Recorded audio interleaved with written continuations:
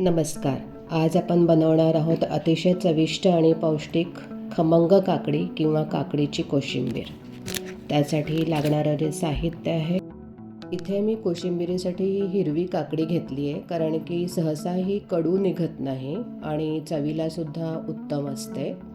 यासोबतच लागणारं जे साहित्य आहे त्यामध्ये सर्वप्रथम आपण हिंग घेतलं आहे फोडणीसाठी, मोहरी घेतलेली आहे, चवीसाठी मीठ आहे, कढीपत्ता आहे, हिरवी मिरची आहे, धुवून बारीक चिरलेली कोथिंबीर, भाजलेल्या दाण्याचा कूट, चवीसाठी साखर आणि फ्रेश दही. सर्वप्रथम आपण काकडीचे साल काढून घेणार आहोत. पिलरनी आपण व्यवस्थित साल काढून घेतल्यानंतर त्याला आपण बारीक चिरून घेणार आहोत. सुरीने किंवा चॉपरच्या मदतीने आपण याला बारीक चिरू शकतो. इथे मी चॉपरच्या मदतीने त्याला बारीक चिरून घेतलं आहे. जर का काकडीमध्ये पाणी जास्त असेल तर जास्तीचं पाणी आपण घेणार नाही आहोत, कारण की ते पाणी घेतलं तर कोशिंबिरीला पाणी जास्त सुटतं. बारीक चिरलेली काकडी आपण एका बाउलमध्ये घेतली आहे आणि त्याच्यामध्ये आवश्यक सगळं जे साहित्य आहे ते आपण एक एक करून याच्यामध्ये आता ॲड करणार आहोत. सर्वप्रथम आपण बारीक चिरलेली कोथिंबीर याच्यामध्ये घातली. त्यानंतर भाजलेल्या दाण्याचं कूट आपण यामध्ये घालणार आहोत.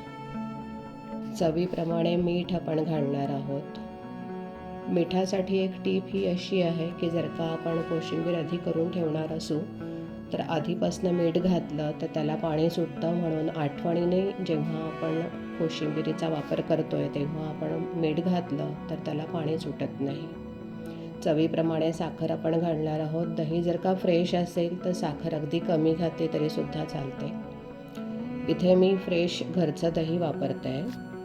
सगळं साहित्य घातल्यानंतर आपण त्याला व्यवस्थित मिक्स करून घेणार आहोत. ही खमंग काकडी जर का उपवासासाठी आपल्याला करायची असेल तर फोडणी न घालता आपण ही अशीच साबुदाण्याच्या खिचडीसोबत घेऊ शकतो. अतिशय उत्तम लागते. साबुदाण्याच्या खिचडीसोबत काकडीचा क्रंच एक छान कॉम्बिनेशन बनतो.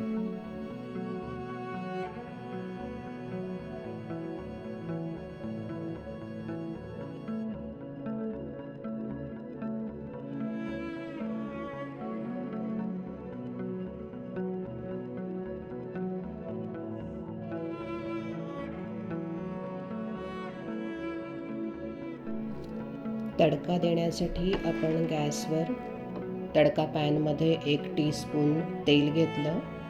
तेल तापल्यानंतर त्याच्यामध्ये मोहरी घातली. हिंग घालून गॅस बंद करायचा आणि कढीपत्ता घालून ही फोडणी कोशिंबिरीत घालायची आणि कोशिंबीर व्यवस्थित मिक्स करून घ्यायची. अशा प्रकारे आपली काकडीची कोशिंबीर म्हणजेच खमंग काकडी तयार आहे. नक्की करून बघा.